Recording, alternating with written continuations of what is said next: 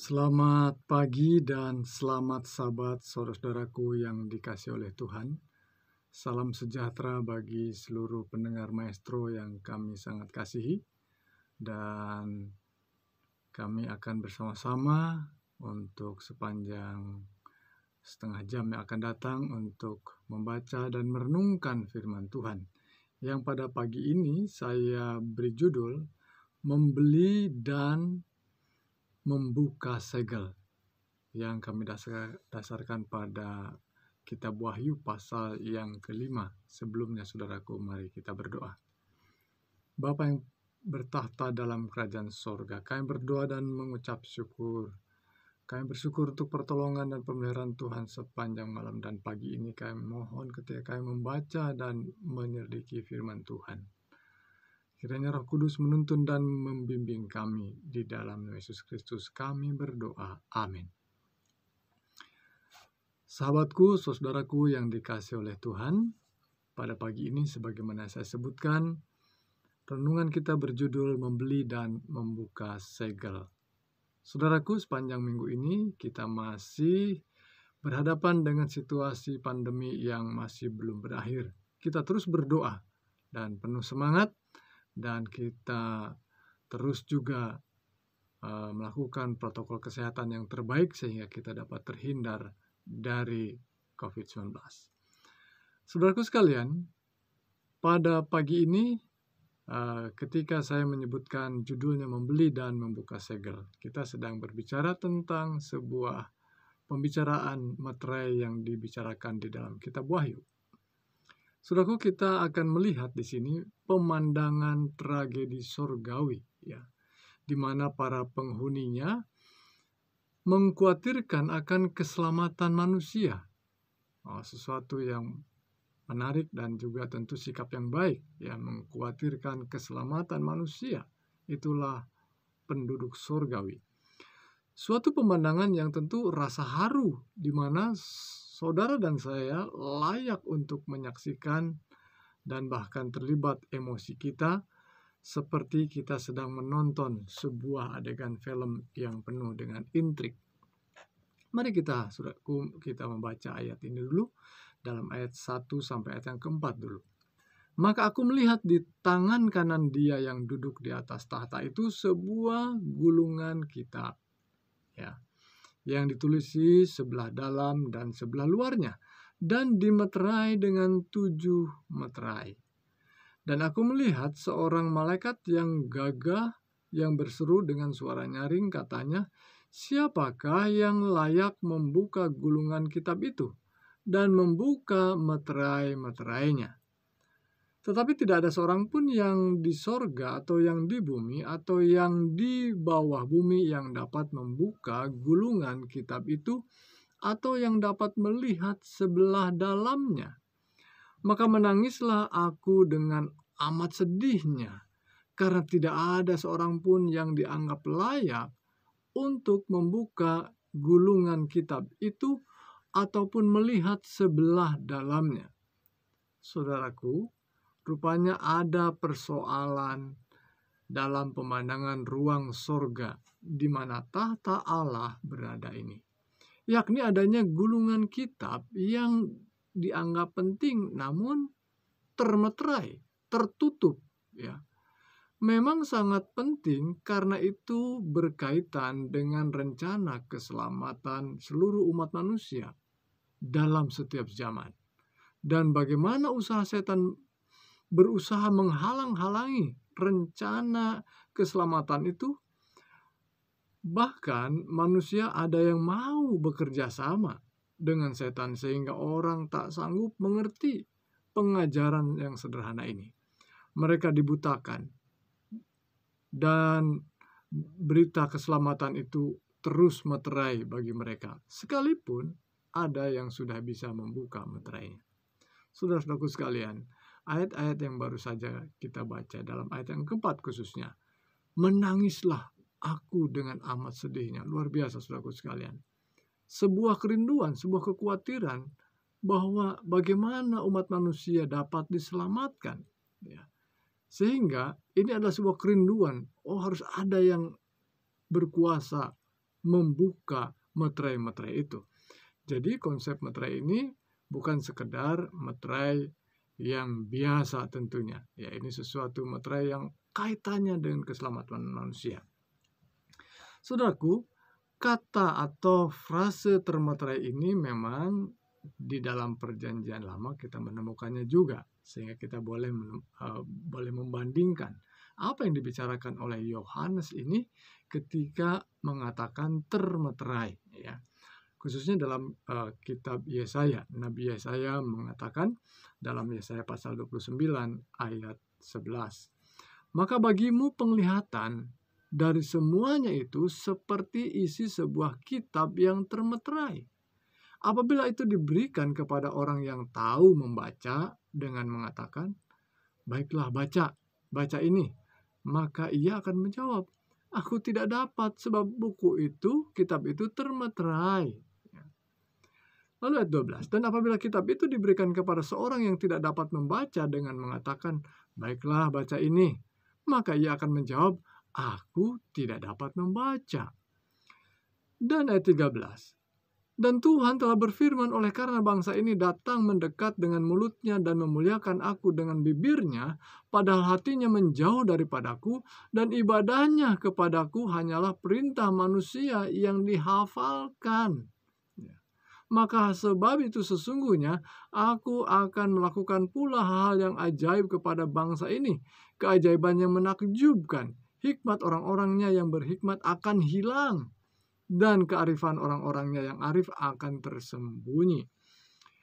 Bapak Ibu Saudaraku yang dikasihi oleh Tuhan, sejak di perjanjian lama, ya, kitab yang termeterai itu sudah berulang kali juga muncul. Jadi bukan sesuatu yang baru ketika membaca dalam kitab Wahyu ada kitab yang termeterai.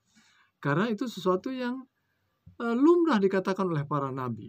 Artinya ada sebuah kitab, ada bacaan kitab itu, ada tulisannya nyata, tapi ketika dibaca, orang yang tahu baca juga, dia tidak mengerti, tertutup, termeterai.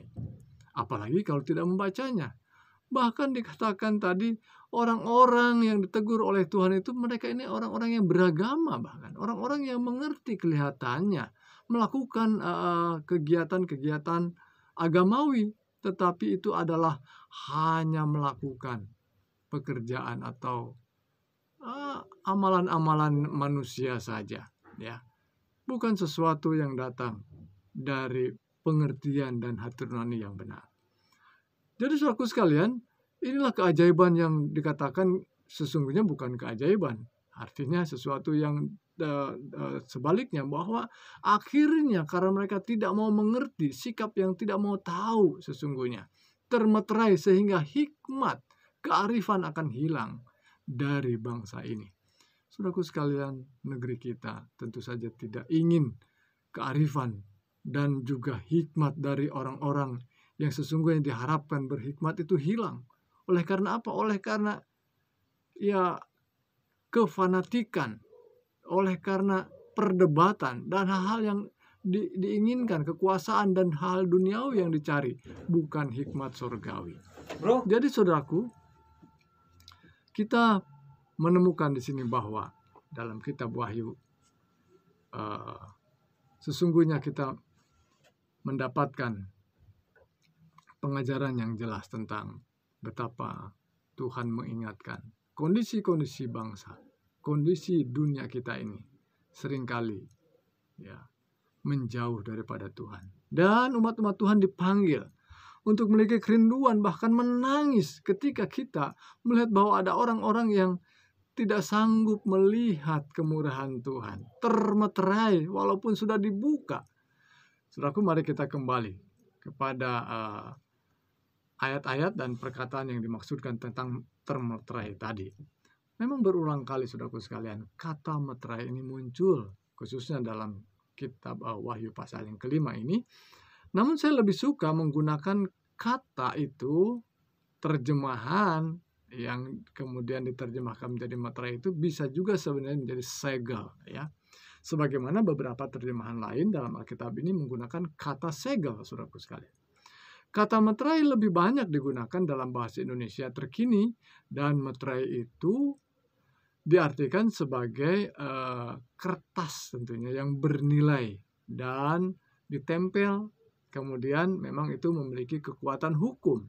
Ada juga saudaraku meterai yang menggunakan stempel atau cap ya, yang langsung dibubuhkan di kertas atau di sebuah surat, dengan mana kekuatan hukumnya nilainya sama seperti kertas atau meterai yang berbentuk kertas tadi. Dan itulah kata meterai. Sementara saudaraku sekalian, ketika saya menggunakan kata atau istilah yang lain yaitu segel, selain bermakna hal itu, juga memiliki maksud menutup kemungkinan seseorang dapat membuka kemasan ya atau gulungan kitab selain seseorang yang memang diberikan kelayakan. Orang itu layak untuk membuka segel tersebut. Pertanyaannya tentu siapa yang layak itu? Dan apa kriteria yang seorang yang layak itu ya untuk membukanya, siapa? Dan inilah pertanyaan yang memang ditanyakan oleh seorang malaikat tadi, siapa kalau begitu yang layak dan apa kriterianya? Inilah hal yang penting yang digumuli dalam kitab Wahyu pasal yang kelima. Siapa sesungguhnya yang layak itu dan penting kita harus ikuti.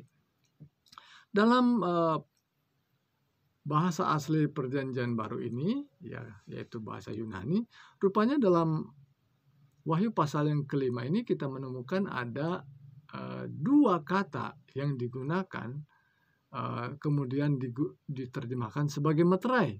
Yang pertama adalah kata spragizo. Ya, kata spragizo itu adalah kata yang digunakan kemudian diterjemahkan sebagai meterai. Ya. Kemudian ada lagi kata yang lain yaitu spragis. Ya, spragis juga memang lebih sering digunakan dan dalam kitab Wahyu ini sudah 3 kali bahkan digunakan. Ya. Tapi artinya adalah sama. Bisa juga meterai, tetapi juga bisa diterjemahkan sebagai segel, saya katakan tadi. Sesuatu yang bukan hanya menempel, tetapi juga sekaligus melapisi dan menutup sehingga tidak boleh ada orang yang membukanya. Ya. Dan kalau sudah meterai itu robek, berarti sudah ada yang membukanya. Ya. Jadi saudaraku sekalian, inilah kata-kata yang digunakan dalam bahasa asli sehingga saya juga dan para penerjemah lain bisa menggunakan kata segel supaya kita bisa memiliki makna yang lebih luas tentunya untuk memahami maksud daripada pewahyu khususnya dalam Wahyu pasal yang kelima. Mari kita lihat ayat yang kelima dan ayat yang keenam. Lalu berkatalah seorang dari tua-tua itu kepadaku, jangan engkau menangis, sesungguhnya singa dari suku Yehuda yaitu tunas Daud telah menang, sehingga ia dapat membuka gulungan kitab itu dan membuka ketujuh meterainya. Ayat yang keenam. Maka aku melihat di tengah-tengah tahta dan keempat makhluk itu, dan di tengah-tengah tua-tua itu berdiri seekor anak domba seperti telah disembelih, bertanduk 7 dan bermata 7. Itulah ketujuh roh Allah yang diutus ke seluruh bumi. Saudaraku sekalian, inilah jawabannya. Tadi ditanyakan siapa yang dapat, siapa yang sanggup ya membuka meterai itu. Ini termeterai, ya, tersegel, ya, tidak bisa dibuka.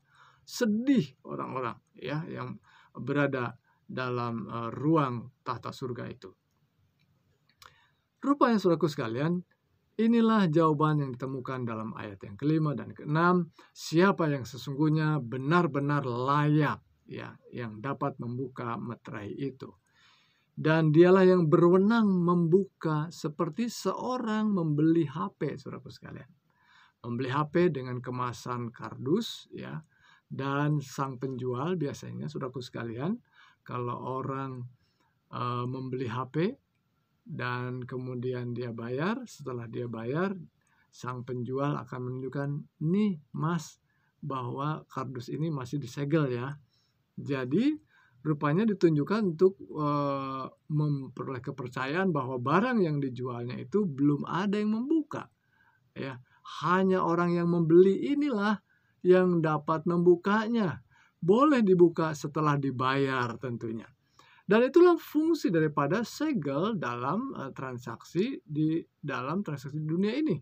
Dan saudaraku sekalian, demikian halnya dalam membuka segel yang dibicarakan dalam Wahyu pasal yang kelima ini. Ya, seseorang yang sanggup membeli, ya, seseorang yang sanggup membelinya itulah yang dapat membuka segel itu. Bagaimana cara membelinya? Dan hanya penyembelihan anak domba saja. Seperti ayat yang ke-6 tadi katakan. Hanya penyembelihan anak domba itu saja yang dapat membelinya. Artinya hanya darah.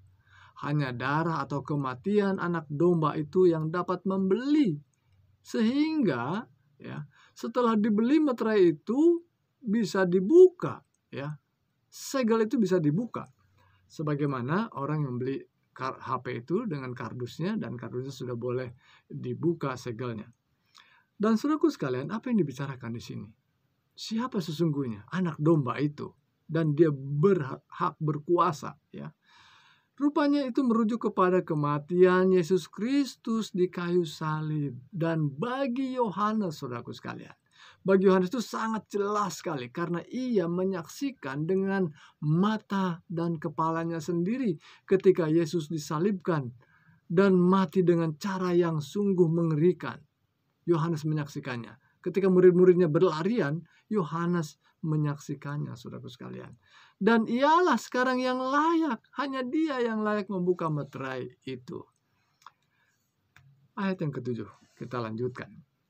Lalu datanglah anak domba itu, ya, yang tadi tersembelih, saudaraku sekalian, dan menerima gulungan kitab itu dari tangan dia yang duduk di atas tahta itu. Ketika ia mengambil gulungan kitab itu dari dia yang duduk di tahta tadi, dari Allah yang kita sebut dengan Allah Bapa, tersungkurlah keempat makhluk dan ke-24 tua-tua itu di hadapan anak domba itu. Masing-masing memegang satu kecapi dan satu cawan emas, penuh dengan kemenyan. Itulah doa orang-orang kudus. Saudara-saudara yang dikasih oleh Tuhan, ya, lambang daripada dupa atau kemenyan merupakan gambaran bagaimana orang-orang kudus yang mau berdoa, yang mau berusaha yang terbaik untuk menjangkau jiwa-jiwa, ya. Yang tadi digambarkan orang-orang yang tidak bisa baca, atau yang bisa baca tapi termeterai kitab itu karena tertutup mata hatinya, saudaraku sekalian. Tetapi terus orang-orang kudus ini berdoa, ya, berdoa dan memuji-muji Allah yang di dalam kuasa anak domba dapat membuka meterai itu. Selanjutnya ayat 9. Dan mereka menyanyikan suatu nyanyian baru, katanya, engkau layak menerima gulungan kitab itu dan membuka meterai-meterainya, karena engkau telah disembelih dan dengan darahmu engkau telah membeli. Saudaraku sekalian, kata membeli digunakan. Seperti saya gunakan tadi, kata membeli HP. Telah membeli mereka bagi Allah dari tiap-tiap suku dan bahasa dan kaum dan bangsa. Kuasa darah Kristuslah yang membeli, saudaraku sekalian. Mahal, ya. Tidak ada yang bisa membeli, hanya itu yang tidak bisa membeli. Manusia yang terjual ke dalam dosa. Dan saudaraku sekalian ayat 10. Dan engkau telah bernubuat mereka, membuat mereka menjadi suatu kerajaan dan menjadi imam-imam bagi Allah kita. Dan mereka akan memerintah sebagai raja di bumi. Saudaraku sekalian, mereka yang bersedia percaya kepada karya Kristus yang berkuasa membuka meterai itu, maka mereka menjadi kerajaan, bagian daripada kerajaan imam, dan mereka menjadi raja-raja di bumi. Luar biasa janji firman Tuhan ini. Seorang hamba Tuhan yang menuliskan dalam sebuah buku yang sudah cukup lama, ya, namanya Ellen White. Dalam kata-katanya disebutkan bahwa gulungan kitab yang termeterai itu mengandung sejarah penjagaan Tuhan, sejarah bersifat nubuatan bangsa-bangsa dan gereja. Di dalamnya terdapat pengucapan ilahi, otoritasnya, perintah-perintahnya, hukumnya, seluruh nasihat simbolik dari yang abadi, dan sejarah semua kuasa pemerintah dalam bangsa-bangsa. Dalam bahasa simbolik, di dalam gulungan kitab itu terkandung pengaruh setiap bangsa, bahasa, dan manusia dari awal sejarah hingga penutupannya. Saudaraku sekalian, kita sudah belajar pergerakan umat Tuhan, kehadiran umat Tuhan dalam lambang 7 gereja. Dan munculnya 7 meterai nanti yang kita akan bahas berikutnya adalah bahagian daripada bukan sambungannya, tetapi merupakan sesuatu yang bisa saling melengkapi satu dengan lain. Kalau dalam 7 gereja tadi menggambarkan umat Tuhan secara lebih fokus kepada umat Tuhannya, tetapi dalam meterai lebih luas daripada umat Tuhan, tapi melihat keadaan dunia di sekitar umat Tuhan. Ya, baik. Jadi disinilah kita melihat lebih luas dan lebih melengkapi. Dan memang ketika kita membaca kitab Wahyu, kita akan menemukan semakin diperkembang ya penjelasan-penjelasannya melalui lambang-lambang. Nanti ada 7 sangkakala ya, dan berbagai pelajaran berikutnya. Kita lanjutkan saudaraku sekalian. Jadi saudaraku, jelaslah bahwa membuka meterai adalah cara bagaimana Yohanes menyatakan kepada kita, kepada para pembaca, bahwa Allah telah selesai mempersiapkan rencana keselamatan melalui Kristus, anak Allah yang tersalib itu, dengan mana barang siapa yang mau percaya kepada karyanya dan mau setia mengikuti jalan-jalannya, mengikuti teladannya, mereka akan menjadi apa? Menjadi bahagian daripada kerajaan imam tadi. Mereka akan menjadi raja-raja di bumi. Itulah janji Tuhan. Selanjutnya ayat yang ke-11, ayat-ayat yang bagian terakhir, ayat 11 sampai 14. Rupanya ayat-ayat ini adalah ayat-ayat yang mengakhiri perikop ini dan menyatakan betapa semua makhluk ya yang ada di sorga terpanggil untuk menaikkan pujian dan hormat kepada anak domba yang tersembelih itu.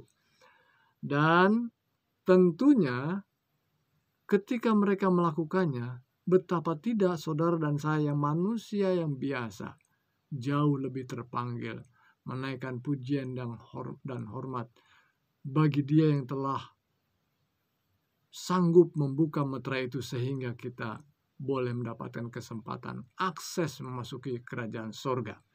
Dan inilah pujiannya dalam ayat 11 sampai ayat 14. Maka aku melihat dan mendengar suara banyak malaikat sekeliling tahta, makhluk-makhluk dan tua-tua itu. Jumlah mereka berlaksa-laksa dan beribu-ribu laksa. Katanya dengan suara nyaring, anak domba yang disembelih itu layak untuk menerima kuasa dan kekayaan dan hikmat dan kekuatan dan hormat dan kemuliaan dan puji-pujian. Dan aku mendengar semua makhluk yang di sorga dan yang di bumi dan yang di bawah bumi dan yang di laut dan semua yang ada di dalamnya berkata, bagi Dia yang duduk di atas tahta dan bagi anak domba adalah puji-pujian dan hormat dan kemuliaan dan kuasa sampai selama-lamanya. Dan keempat makhluk itu berkata, amin. Dan tua-tua itu jatuh tersungkur dan menyembah. Saudaraku sekalian, ketika saya mencoba merenungkan bagaimana Yesus Kristus dalam perjalanan menuju salib Golgota, penuh derita, penuh kesengsaraan, malu yang harus ditanggungnya, dan sesungguhnya itulah yang harusnya ditanggung oleh saudara dan saya, seorang yang berdosa, ditanggung oleh Kristus yang tidak berdosa. Maka saudaraku sekalian, betapa membaca ayat ini, mereka saja tersungkur menyembahnya, terlebih saya adalah seorang berdosa. Kami tersungkur di hadapan Tuhan oleh karena Ia sungguh baik, sungguh kasihnya amat dalam kepada saudara dan saya. Mari saudaraku sekalian, kita sambut kasih kemurahannya melalui pernyataan perenungan firman Tuhan dalam Wahyu pasal yang kelima ini. Mari kita tutup dengan doa. Bapa yang bertahta dalam kerajaan surga, kami menaikkan pujian dan syukur untuk berkat firman Tuhan, di mana pagi ini kami boleh mendapatkan perenungan dan kami diajak untuk lebih lagi mengasihi Tuhan yang terlebih dahulu mengasihi kami. Dan Tuhan, kiranya Engkau mendengar seru doa kami ketika kami bergumul saat ini, di mana kami semua masih dalam masa pandemi. Ada banyak orang yang sedang dalam pengalaman sakit, dan Tuhan jamahlah mereka dengan kuasa-Mu, memberikan kekuatan dan kesembuhan. Dan Tuhan, sepanjang hari Sabat ini ketika kami akan berbakti, biarlah kami beroleh sukacita dalam perbaktian kami, dan biarlah hormat dan pujian hanya tertuju kepada Engkau, ya Allah. Mohon berkat ya Tuhan, kiranya bagi kami semua yang mungkin bergumul oleh karena berbagai tantangan hidup dan menjadikan kami lemah, Tuhan kuatkan dan teguhkan kami untuk tetap setia kepada Tuhan. Inilah doa dan ucapan syukur kami Bapa, kami bawa doa ini hanya dalam nama Yesus Kristus, Tuhan dan Juru Selamat kami yang ajaib. Amin.